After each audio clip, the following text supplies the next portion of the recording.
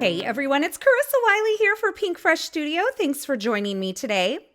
Today I am sharing a card project that features the brand new Flowers for the Soul product suite. This product suite just launched on Tuesday of this week, and it includes 4 fabulous products that coordinate together, including this brand new washi with the gold foil accents. I absolutely love the Pinkfresh Studio washi tapes. They are such a great way to create quick and easy cards.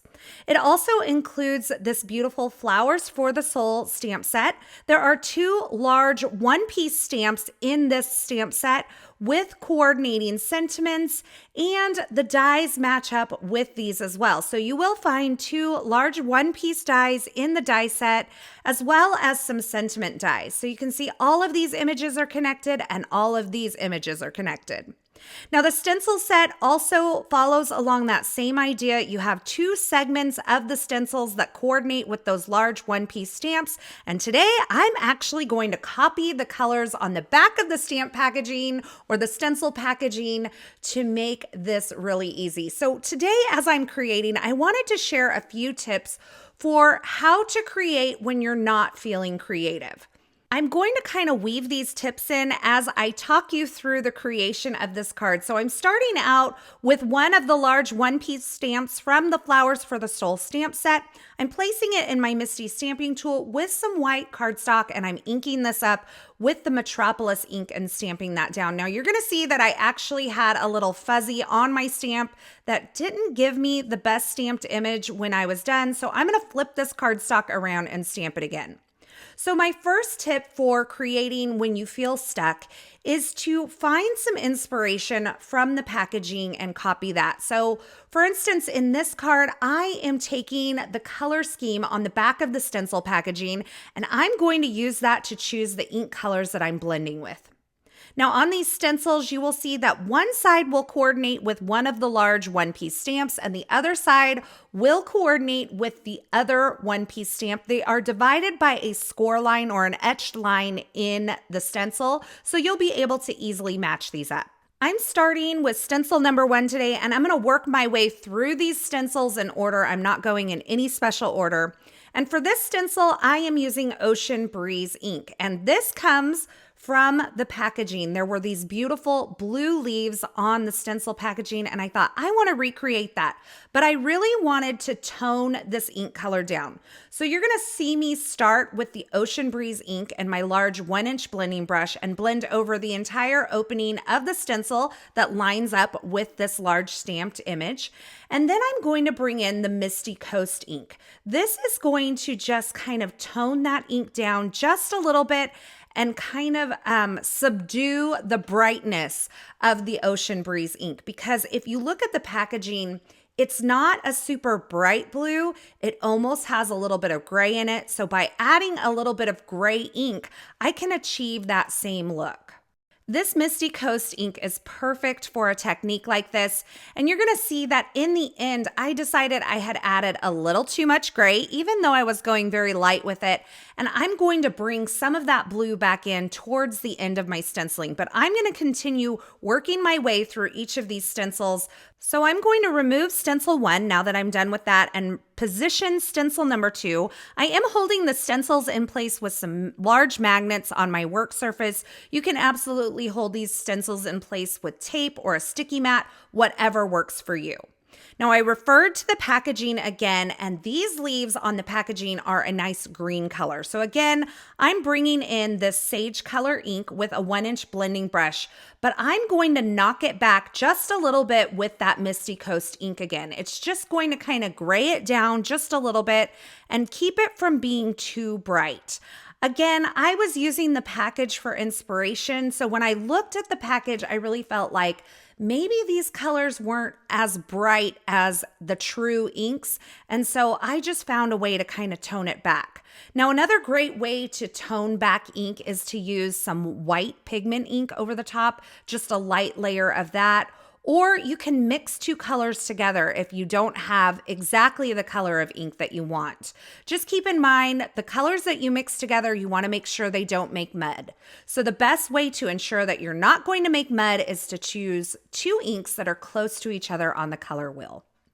Now for this first floral layer, I'm positioning that. This is stencil number 3, and I'm blending over the top of this with Cherry Blossom ink. This is one of my favorite inks from Pinkfresh Studio, and I think it's so beautiful. And that brings me to tip number 2 for creating when you're not feeling so inspired.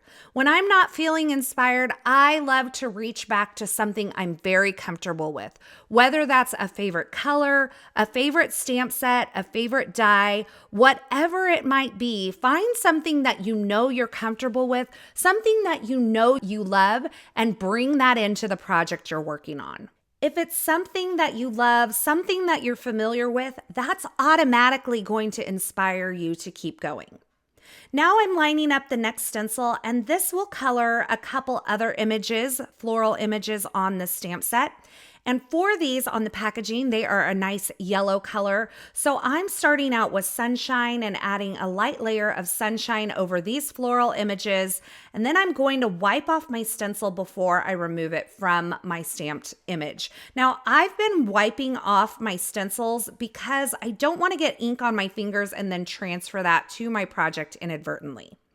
Now I'm moving into the detail layers of the florals, and I'm going to use colors that are kind of in the same families, but just a darker version. So for the detail layer of the pink florals, I am using Peony ink, and I've switched over to a 1/2-inch blending brush because the openings on this particular stencil are much smaller, and so I can cover this quickly and have a little more control over the amount of ink that I'm putting down. Now I want to talk about my third tip for creating when you're not feeling uninspired. I just want to remind you that not every card has to blow your mind as far as techniques go. You can do simple stamping and simple ink blending and still come up with a beautiful card in the end. So don't feel like to create, you have to come up with some earth-shattering technique. Go with what you know, stick to the basics, and when you're feeling uninspired, give yourself permission to just create for the sake of creating. And that brings me to my fourth and final tip for creating when you're not feeling creative, and that's just start. Whether it's stamping a simple image or blending a simple panel, once you kind of start the activity of creating, that creative kind of place in your mind is going to ignite, and you're going to feel inspired to keep going. Now, I have added color to each one of these layers, but I'm going back to some of the layers because I wanted to adjust the color just a little bit. So on that yellow layer, I added a little bit of apricot ink just to kind of push it a little more in the orange direction.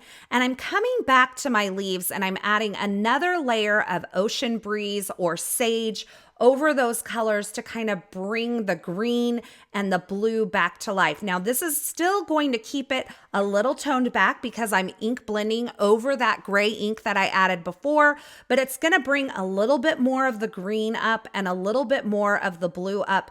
And don't feel like you have to limit yourself to just adding color over a stencil one time. If you want to adjust the color, you want to make something darker, you want to tone it down a little bit with a gray ink or a white pigment ink, you can definitely do that. So here is what my finished stamped and stenciled image looks like. I love it. It's inspired by the packaging. And so even when I wasn't feeling like I knew what colors I wanted to use, I used the packaging as a jumping off point, and that got my creativity rolling for the day.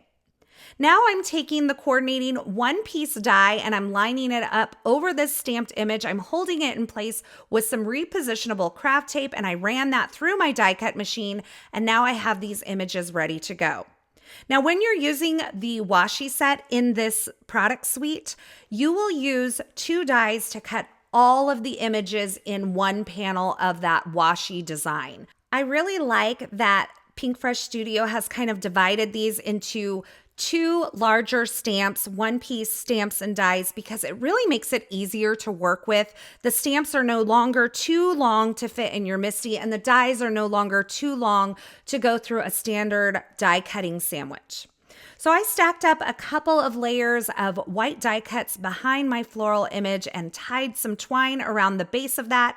And now I am using these Postage edge rectangles from Pinkfresh Studio, and I've die cut one out of some craft cardstock, and I am going to add my sentiment. And I decided to white heat emboss it, but I wanted to add it vertically on this postage stamp. So I've aligned it using my Misty stamping tool. I've prepped the surface of my cardstock using a powder tool. And now I'm stamping my sentiment using the Calico White Pigment ink from Pinkfresh Studio onto the edge of this postage edge rectangle.